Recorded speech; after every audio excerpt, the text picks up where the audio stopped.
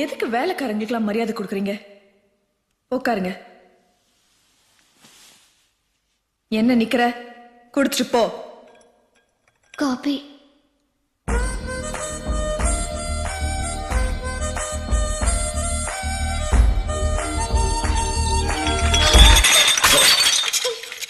You stupid!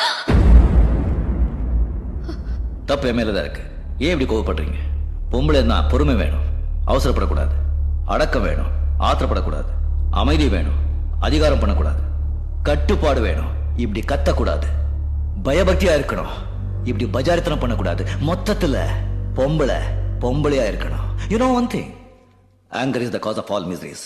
One should know how to control it, otherwise life will become miserable. Try to understand that. Last but not least, அதிகமா ஆசைப்படுற ஆம்பளையும் அதிகமா கோபப்படுற பொம்பளையும் நல்லா வாழ்ந்ததா சரித்திரமே கிடையாது.